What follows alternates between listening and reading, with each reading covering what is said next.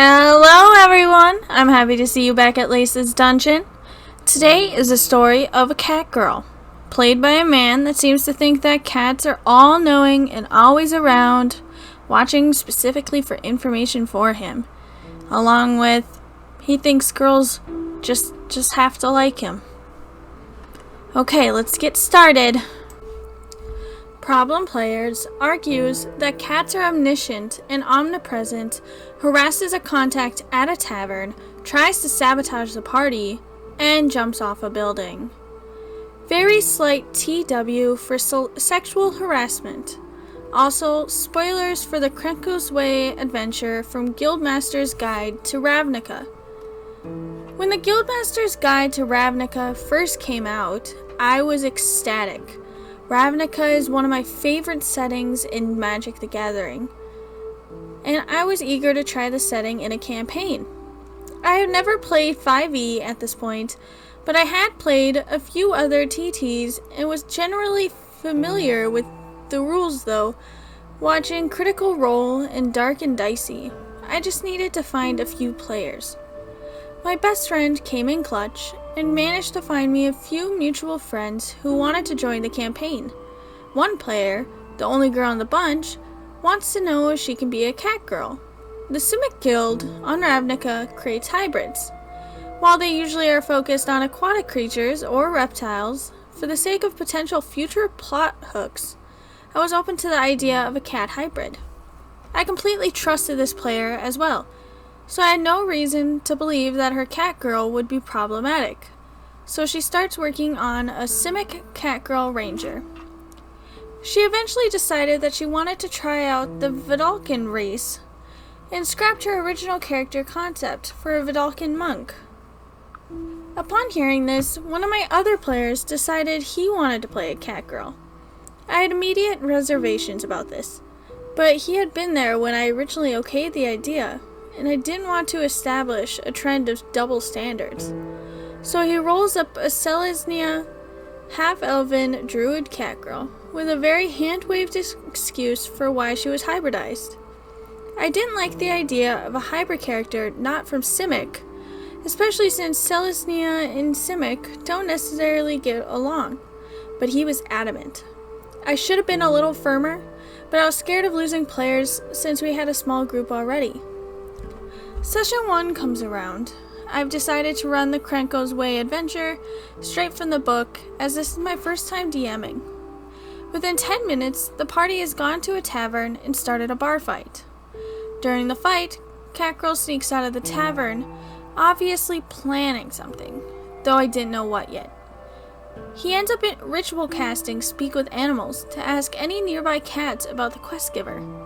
They were close enough to where the quest giver lives, and I had further plans for this NPC, so I figured it was reasonable to let him get some information this way.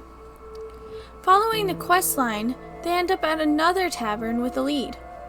They're trying to track down an escaped criminal and a weapon dealer who's had suspected dealings with said criminal typically drinks at this bar. While waiting for her to arrive, Catgirl ritual casts Speak with Animals again. He plans on asking for intel about the weapons dealer. Quickly noticing a forming trend, I remark that finding a cat in the seedy part of town might be difficult. He begins to get upset and insists that cats would be all over the place, since Ravnica is a busy city. After a little debating, we manage to compromising on an investigation check, which he passes. As he asks his chosen cat for any relevant info, I make a wisdom roll for the cat. Cat low rolls, so I tell him that the cat hasn't seen anything relevant. He gets upset, claiming that cats see everything.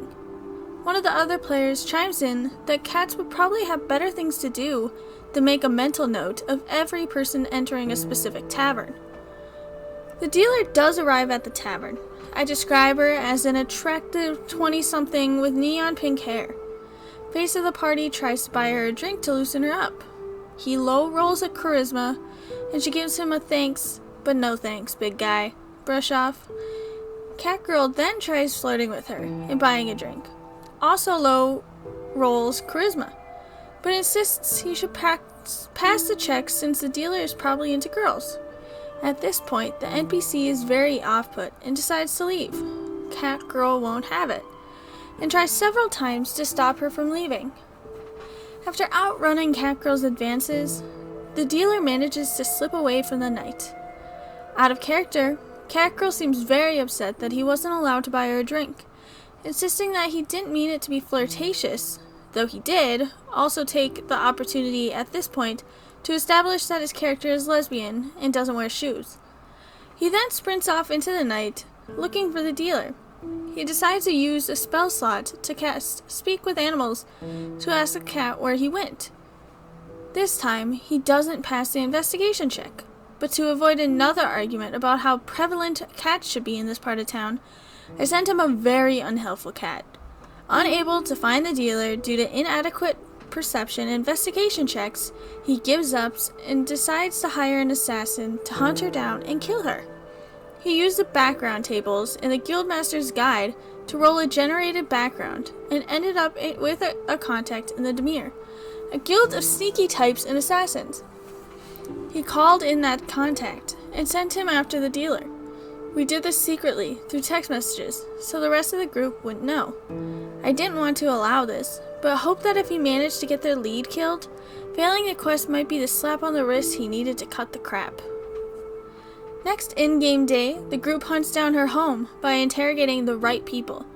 They are met there by the hired assassin, who draws suspicion from the rest of the group. Catgirl says he's a friend of hers, which does little to calm the others, but they agree to go along with it. They pick the lock and break into the house.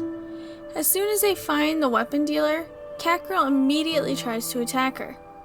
During the ensuing combat, the rest of the party manage to kill the assassin, restrain Catgirl, and convince the weapon dealer they mean her no harm.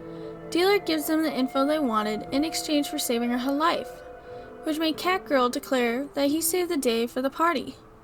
Out of character, everyone begins to press Catgirl for an answer as to why he tried to kill their only lead. He defends his actions by saying that since their conversation at the bar went poorly, he didn't want her passing off information about the party to the criminal they were hunting. Rest of the party accuse him of acting like an incel who was just mad that she rejected his advances. He insists he never meant to flirt with her, but we all agree to drop it and move on. Next session, we have a few absentees, so we agree to do a non-canon one-shot based on the then-upcoming War of the Spark magic set. They're mysteriously transported into the future. I described that they are on a few tall building, about 50 stories, overlooking the ruination of their homeland. After barely letting the quest giver finish the plot hook, Catgirl declares he's jumping off the roof. I give him a very confused look and several, "Are you sure?" He confidently replies, "Yeah, I'm a cat, so I always land on my feet." He looks shocked as I begin to furiously roll d6s to determine fall damage. He asks why I'm rolling so much damage, and I remind him that the building was 50 stories tall. He looks upset and says that I never told him that. All the other players immediately tell him that I made the building's height very clear from the start. He reluctantly accepts his fate and burns a few spell slots, healing himself, once the rest of the party stabilize him. The rest of the one-shot goes smoothly, except for a few times he refused to take a plot hook because it would have been out of character for him, which I suppose is fair enough. The campaign went on temporary hiatus due to university exams. During this time, it's brought to my attention that Catgirl has been getting handsy with the girl in our group. Apparently, when the party was getting some after-session drinks, myself being absent since I don't drink, he'd been crossing a few too many physical boundaries. His excuse was that he was drunk and shouldn't be held accountable for his actions, which, pardon my French, is a load of troll dung. With that knowledge, I called the campaign off. We didn't have enough players to continue without him, but there was not a chance I was going to play another session with him at the table. In this story, I was expecting a bit more Simic versus Celestia, I hope I'm saying that right, since OP had originally put it in the beginning. It didn't seem like there was much story when it came to actually being a Catgirl. It seemed like the character wasn't actually doing what they would have done.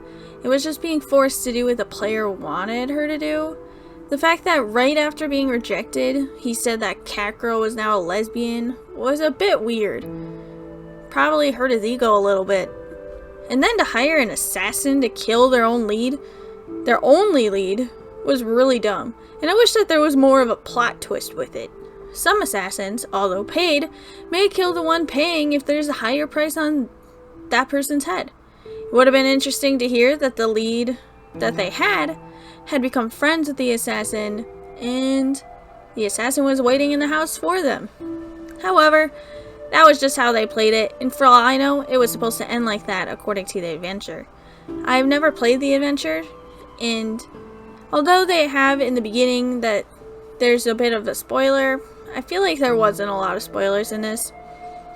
It did seem like he was obsessed with the speak with animals and cats in general. He acted as though all cats would walk around and notice every single detail in the world around him, especially the things he needed to know. When in reality, I have never seen a cat that has been lazy and sleepy almost 24/7, and they would definitely not notice anything, like certain people coming in and out of a tavern. And at the end, it was good for him to cancel the adventure, especially after learning that Catgirl was trying some things with the other girl. I hope that they were able to find another game, maybe without him, and I hope she does not have to deal with him ever again. Okay, I can't wait to see you next time at Lisa's Dungeon. Have a nice day. Goodbye.